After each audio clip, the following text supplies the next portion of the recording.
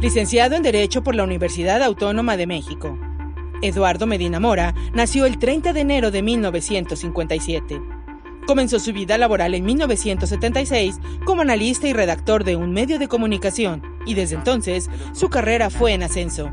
En 1987 se convirtió en socio del despacho Medina Mora y Asociados, en donde estaría por 3 años. Además, fue parte fundamental del equipo negociador del Tratado de Libre Comercio de América del Norte entre 1991 y 1993.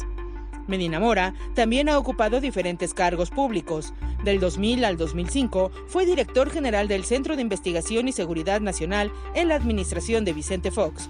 Después, se convirtió en secretario de Seguridad Pública Federal y para 2006, el Senado lo ratificó como Procurador General de la República, cargo que ocuparía de 2006 a 2009, durante el sexenio de Felipe Calderón, en donde tuvo a su cargo la investigación del caso de la guardería ABC. Entre 2009 y 2015, ocupó varios cargos en la Secretaría de Relaciones Exteriores, representando a México ante el gobierno del Reino Unido y Estados Unidos. En 2015, fue elegido como ministro de la Suprema Corte de Justicia de la Nación. Bueno, Eduardo Medina Mora se va y su carta de renuncia, muy escueta, pues al mismo tiempo es muy reveladora. Enrique Rodríguez, periodista, abogado de profesión, un hombre que durante décadas ha cubierto la información del sector judicial en México, primero como reportero, luego fue funcionario de la misma corte, ahora es colaborador del Heraldo de México, el Heraldo Media Group, y con nosotros todos los lunes viene. Bienvenido, Enrique. Buen día, Alma, Alejandro. ¿Cómo estás? Buenos días, feliz viernes. Igualmente, situaciones extraordinarias, inéditas, sin duda, ¿no?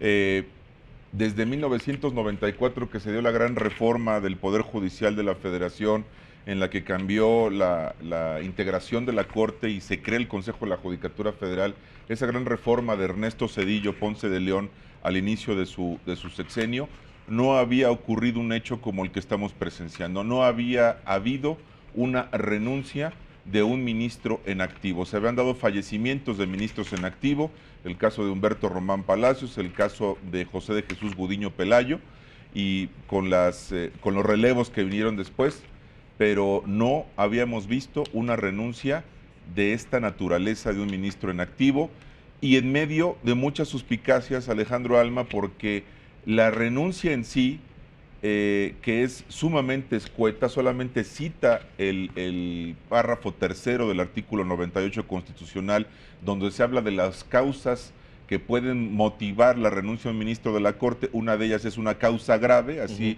establece la Constitución. Simplemente remite el artículo, pero no habla de las causas. ¿Cuál es esa causa grave que lleva a Medina Mora a renunciar intempestivamente, sorpresivamente el día de ayer?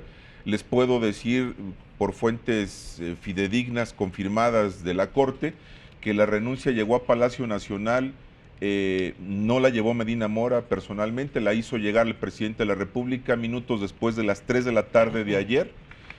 Hubo una reunión también no agendada entre el presidente de la Corte, Arturo Saldívar, y el presidente de la República, minutos antes de que Andrés Manuel López Obrador viajara a Puebla, donde se encuentra, como sabemos, ya esta mañana y tendrá su conferencia mañanera. Entonces, estamos rodeados de una esfera que hace crecer las suspicacias, las versiones periodísticas, pues están a todo lo que da, de cuál es ese motivo grave. Evidentemente hay un contexto, tú lo decías al inicio del noticiario, de una investigación de la que era objeto Medina Mora, una investigación en la que tiene que ver un gran expediente de la Unidad de Inteligencia Financiera de la Secretaría de Hacienda, que conocimos hace algunos meses, a la que Medina Mora reaccionó con una carta también donde hablaba de que era normal, que él tenía algunas empresas, algunos depósitos, refería a las cuentas, y se mantuvo en el cargo. Sin embargo, todo parece indicar que esa investigación alcanzó tal nivel de presión que lo orilló a renunciar de esta manera y sin dar explicaciones. Y el presidente ya ha aceptado la renuncia, así lo determina la Constitución. Le pidió a la secretaria de Gobernación, Olga Sánchez Cordero, que turnara la renuncia una vez aceptada a la presidencia del Senado de la República. Aquí también por ahí tenemos la carta donde Olga Sánchez Cordero, recibiendo la instrucción Esa del es la presidente, carta de esa es la Medina Mora. renuncia. Sí, la renuncia. Y tenemos también el documento, tenemos el documento, lo veremos en unos minutos, en unos instantes, donde Olga Sánchez Cordero recibe la instrucción. Aquí tenemos, es justamente esta, donde recibe la instrucción de que ha sido aceptada la renuncia por parte del presidente y se notifica al Senado de la República. ¿Por qué? Porque será el Senado el que procese la aceptación de la renuncia, así debe de ser, según la Constitución, y también estamos en espera de que se determine ya la terna que estaría enviando el propio presidente de la República al Senado para la sustitución de Medina Mora, y ya se dan algunos nombres incluso de quienes podrían integrar esta terna, Alejandro Alma, pero sin duda una renuncia inédita que abre flancos de suspicacia. Sí, primero el tema que dices de supuestos manejos financieros irregulares de Medina Mora cuando fue embajador en Londres, cuando fue embajador en Washington. Sí. Hay que recordar que fue director del CISEN, que fue procurador general de la República, un hombre de mucha actividad, sobre todo en el gobierno de Felipe Calderón y Enrique Peña, con cargos de alto nivel. Y luego también ya en su gestión como ministro de la Corte, señalado como un ministro que habría emitido fallos en favor de grupos de intereses políticos o económicos del anterior régimen. Desde mi perspectiva personal, creo que cuando llega Medina Mora a la Corte, ya traía, digamos, ese estigma del sistema, ¿no? Al que perteneció muchos años. Como exdirector del CISEN, todos sabemos lo que implica eso, o lo que implicaba el manejo de información confidencial que muchas veces no se conoce.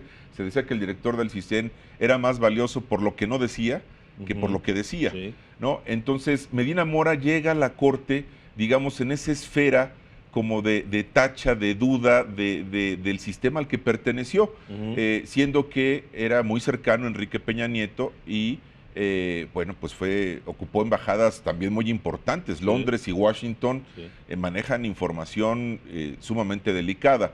Entonces, desde que llega Medina Mora, se siente esta especie de estigma en torno a su figura, y bueno, esto se recrudece con la llegada de la 4T y con el anuncio de la investigación al ministro en activo en ese momento, ¿no? Sí, pues habremos de esperar a ver qué otras reacciones. ¿Tú cómo sentiste que cayó la renuncia en el ámbito de la Corte?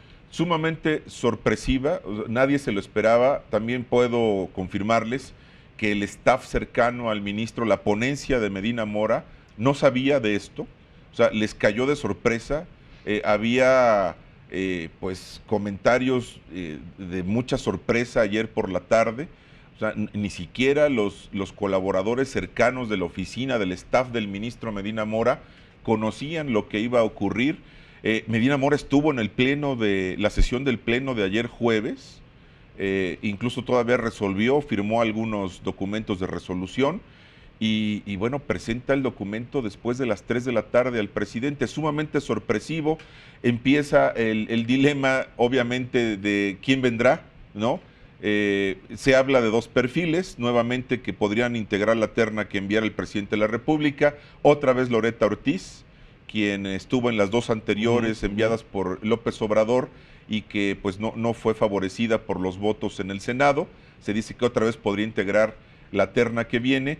Y Felipe Borrego Estrada, un zacatecano, un jurista zacatecano que hasta hace algunas semanas fue consejero de la Judicatura Federal, muy cercano a Ricardo Monreal, paisano de Ricardo Monreal, y también cercano a Arturo Saldívar, presidente de la Corte. Un último tema que quiero comentar, Alejandro, porque da para mucho, es que la llegada, digamos, del nuevo ministro o ministra establecería que durante el mandato de Andrés Manuel López Obrador, que todavía no llega a un año de duración, ya habría enviado 3 ternas, es decir, 3 ministros integrantes del Pleno serían de alguna forma, podemos considerar, afines o muy cercanos al presidente de la República. Y esto, en lo que viene a resolverse en la Corte en las próximas semanas y meses, sobre acciones de inconstitucionalidad, tiene un tema muy importante. La Corte, para anular una ley, necesita 8 votos de los integrantes del Pleno.